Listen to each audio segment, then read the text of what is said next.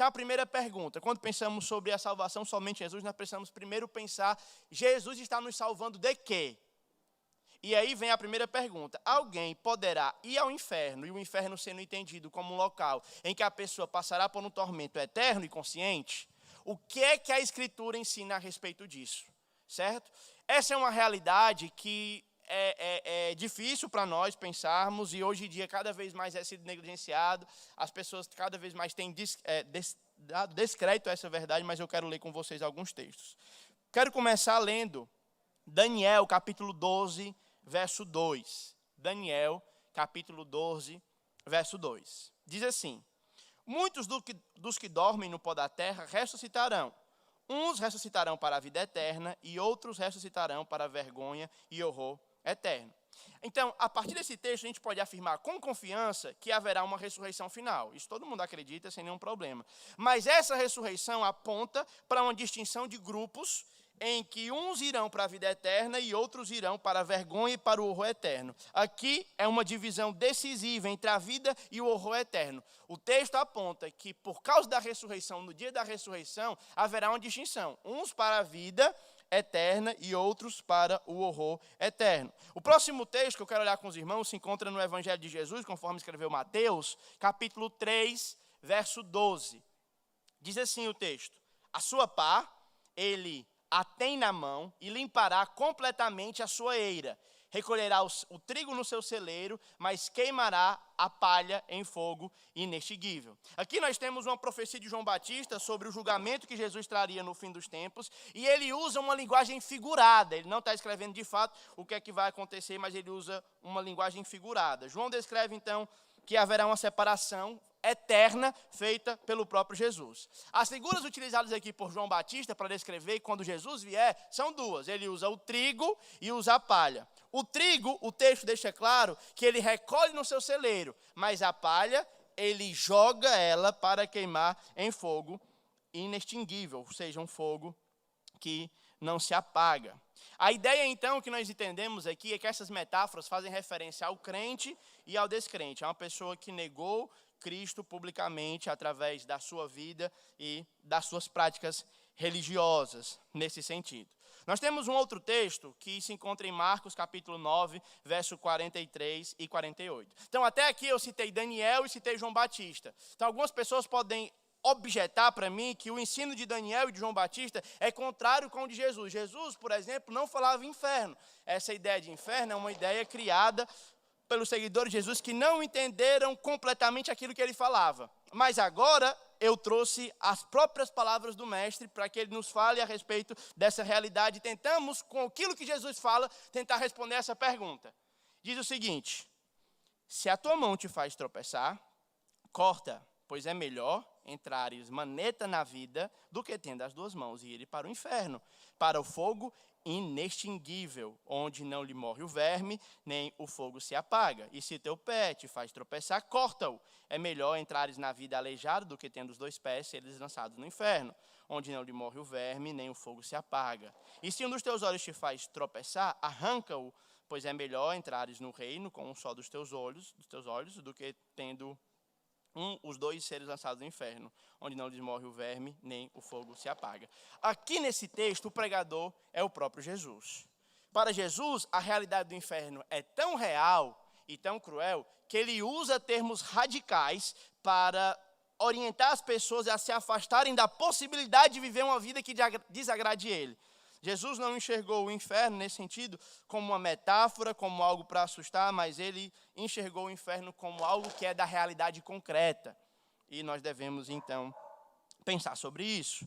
As referências ao inferno como um lugar desastroso indicam que a pessoa deve remover qualquer coisa de suas vidas que seja uma barreira para entrar na vida eterna e no reino de Deus. O verso 44 do texto que a gente acabou de ler, o Senhor enfatiza, o verme não morre e nem o fogo se apaga.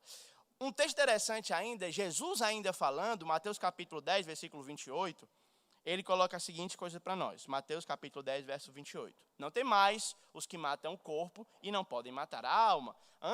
Temei antes aquele que pode fazer perecer no inferno tanto o corpo como a alma. Aqui então Jesus está orientando os seus discípulos que estavam saindo para pregar e possivelmente alguns opositores iriam se levantar contra eles para tentar persegui-los, para tentar fustigá-los. E isso naturalmente causaria um medo nesses seguidores. O que Jesus está dizendo é: vivam a sua vida sem medo desses homens. Temam antes um. E aqui é o referente, a gente precisa pensar quem é esse referente. Quem é aquele que Jesus manda temer no texto? É o próprio Deus. Porque é que Deus é passível de temor de acordo com o próprio Filho, de acordo com o próprio Jesus. Deus precisa ser temido porque é Deus quem pode fazer perecer tanto a alma quanto o corpo no inferno. Aqui Jesus está estabelecendo, então, esse contraste entre o temor dos homens e o temor de Deus. Jesus recomenda a seus discípulos que temam mais a Deus do que os homens, porque é o próprio Deus, segundo Jesus, que tem poder para lançar o corpo e a alma no inferno. Ainda no Evangelho de Mateus, agora no capítulo 25, versículo 31, nós lemos o seguinte. Mateus, capítulo 25, verso 31. É o 10, tu botou. Mateus 25, 31. Quando vier o Filho do Homem aqui é um termo que faz referência a Jesus, mais uma vez, e é ele mesmo falando de si, na terceira pessoa, ele diz o seguinte: e todos os anjos com ele, então ele se assentará no trono de sua glória. E todas as nações serão reunidas em sua presença, e ele separará uns dos outros, como o pastor separa dos cabritos as ovelhas. O ponto aqui que Jesus está dizendo que ele mesmo, no dia que ele voltar, ele vai fazer uma separação entre dois grupos distintos, entre ovelhas e cabritos. As ovelhas virão para a sua direita e serão recebidas no gozo eterno, as suas esquerdas, né? Ou à sua esquerda, você terá pessoas que vão para o inferno. Ele diz no versículo 41, então o rei dirá também aos que estiverem à sua esquerda: apartai-vos de mim, malditos, para o fogo eterno preparado para os anjos e para o seu diabo. O texto diz então que Jesus, quando o Filho do Homem velho, vai se assentar no trono, vai julgar as nações, separando as ovelhas dos cabritos. Tá certo? Essas são as palavras do próprio Jesus. É isso que Jesus diz de si mesmo. A gente viu que o profeta Daniel profetizou a respeito da vinda dele. A gente viu que João Batista profetizou a respeito da vinda de Jesus. A gente viu que Jesus disse de si mesmo. Tá? Agora nós vamos ver o que o apóstolo Paulo, ou se há uma concordância entre o que Paulo e Jesus disseram. Eu quero então olhar com vocês Romanos capítulo 2, verso 5 ao verso 8. Diz assim a palavra de Deus, Romanos capítulo 2, versos 5 ao 8. Mas, segundo a tua dureza e coração impenitente, acumulas contra ti mesmo ira para o dia da ira e da revelação do justo juízo de Deus. Verso 6. Que retribuirá cada um segundo o seu procedimento. Verso 7. A vida eterna aos que, perseverando em fazer o bem, procuram glória, honra e incorruptibilidade. Mas a ira e indignação aos facciosos que desobedecem à verdade e obedecem à injustiça. O texto aqui, então, meus irmãos, coloca que a ira e a indignação são uma alternativa, um contraste com a vida eterna. Isso parece implicar que a ira e a indignação de Deus serão experimentadas ao invés da vida eterna por aquelas pessoas que trocaram a verdade de Deus pela injustiça. 2 Tessalonicenses, capítulo 1, verso 7 ao 10, nós também temos uma verdade semelhante falando sobre a volta de Jesus, sobre essa realidade do inferno. Diz o seguinte: e a vós outros que sois atribulados, aliviados juntamente conosco, quando o Senhor do céu se manifestar com os anjos do seu poder. Ele diz que essa manifestação vai ser em chama de fogo, tomando vingança contra os que não conhecem a Deus e contra os que não obedeceram ao Evangelho do nosso Senhor Jesus. Aqui ele distingue dois grupos. O primeiro grupo que vai ser alvo da manifestação em fogo do nosso Senhor é os que não conhecem a Deus. E o segundo é aqueles que, conhecendo a Deus, não obedeceram ao seu Evangelho. Ele segue explicando como é que isso vai acontecer e vai dizer: essas pessoas que não conheceram a Deus e que conhecendo não obedeceram ao Evangelho, sofrerão penalidades de eterna destruição, banidos da face do Senhor, do seu poder e da sua glória. Mas, o verso 10, quando vier para ser glorificado no seu santo, se admirado em todos os que creram, naquele dia, porquanto foi crido o vosso testemunho. Meus irmãos, como é que o Senhor irá lidar com aquelas pessoas que não conhecem a Cristo naquele grande dia? Ou como é que o Senhor vai lidar com aquelas pessoas que conhecem a Cristo, mas não obedeceram o seu evangelho? O texto diz: eles sofrerão penalidades de eterna destruição e serão banidos da presença do Senhor. Há muitos outros textos bíblicos que nós poderíamos olhar. Eu separei aqui pelo menos uma porção de textos em Apocalipse que falam sobre essa realidade também de distinção de inferno, que conectam o ensino bíblico desde Daniel, como nós usamos, eu não utilizei o Pentateuco nem outras coisas nesse sentido, mas Daniel, os evangelhos, o profeta João Batista, o próprio Jesus, o apóstolo Paulo e outros. Há tantos outros textos que eu poderia usar, mas por conta do tempo, eu acho que esses textos já são suficientes para que a gente olhe o que o Senhor Jesus tem a dizer a respeito e como os outros pregadores na Bíblia estão de acordo com a mensagem de Jesus. Aqui você não consegue perceber uma relação de contradição, tá? Mas ainda, o último texto que eu quero olhar sobre o ensino do inferno foi falado também pelo próprio Jesus. Está lá em Lucas, capítulo 16, verso 24. Lucas, capítulo 16, verso 24 ao 31. Essa é uma história muito conhecida, a parábola do rico e do mendigo, que na parábola vai ser nomeado como Lázaro. Diz assim, vamos ler do versículo 19, para a gente pegar um pouco do contexto.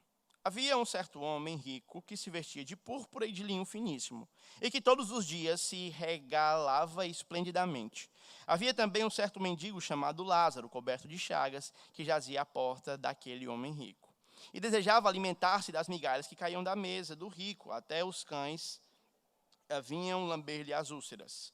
Aconteceu que morreu o mendigo e foi levado para o seio de Abraão. Morreu também o rico e foi sepultado. No inferno, estando em tormentos, levantou os olhos e viu ao longe Abraão e Lázaro no seu seio.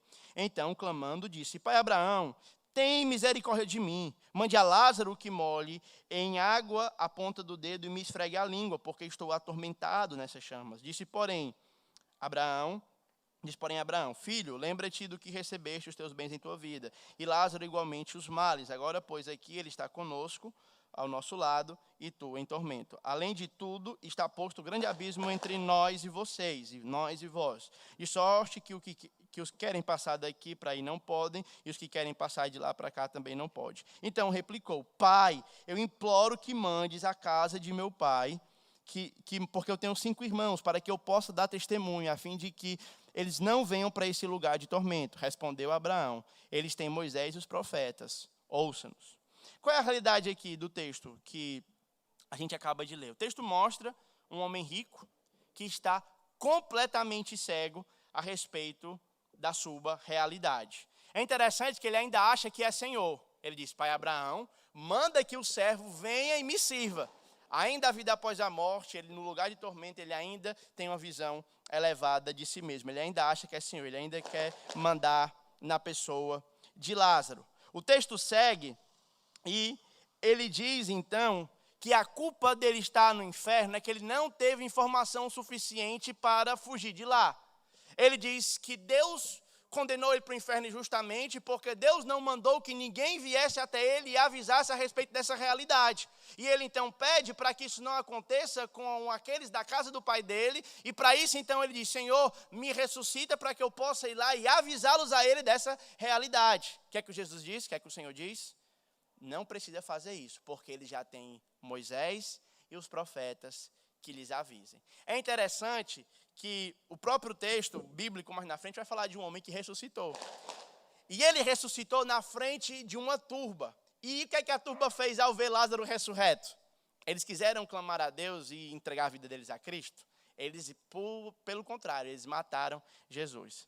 Eu achei interessante ler esse texto, meus irmãos, porque a ideia aqui é o seguinte: nós estamos melhor do que o rico. Nós não só temos Moisés e os profetas, nós temos Moisés, nós temos os profetas, nós temos os evangelhos, nós temos as epístolas, nós temos o Apocalipse, e nós temos semanalmente uma pregação que nos ensina a respeito das verdades, a realidade das coisas espirituais. Os irmãos que estão assistindo, os irmãos que estão aqui presentes, não podem, assim como eu, alegar inocência, assim como esse homem rico, a respeito da realidade dessas coisas. Você pode ter a opção de não crer nisso. Aqui ninguém está impondo nada para vocês. Você tem a total liberdade para não crer nisso. Eu só espero que você avalie bem, estude outras possibilidades ou estude outros textos, para que ao não crer, você não coloque em risco a realidade eterna da sua alma. A nossa sociedade tem feito ousadas afirmações que contrariam o ensino bíblico sobre a terrível realidade do inferno. Alguns dizem que isso fazia sentido só naquela época, que hoje, na verdade, a nossa sociedade com a mente mais evoluída, não temos espaço para aceitar um pensamento tão estreito como esse. Bem, eu compreendo esse pensamento. Contudo, isso é uma questão de fé. Se você não crê na revelação que Deus fez de si, se você não crê no que Jesus ensinou a respeito de quem Ele é, não há muito que possa fazer. Então, a questão é, você crê ou não crê nessa verdade? Voltando à nossa pergunta, alguém poderá ir ao inferno? Um local em que a pessoa sofrerá conscientemente por eternidade? Veja que, por exemplo, a Igreja Adventista do Sétimo Dia afirma que o inferno, na verdade, é uma aniquilação. As pessoas que foram separadas de Deus, eles serão simplesmente aniquilados, deixarão de existir. Os textos que eu mostrei para vocês, todos eles mostram que lá o fogo não se extingue. Lá a pessoa vai ter choro e ranger de dente. Vocês conhecem tudo isso aí. A ideia de um sofrimento eterno. Não é um sofrimento que começa e acaba. Tá bom? Então, a primeira resposta é sim. Agora, a segunda, pensando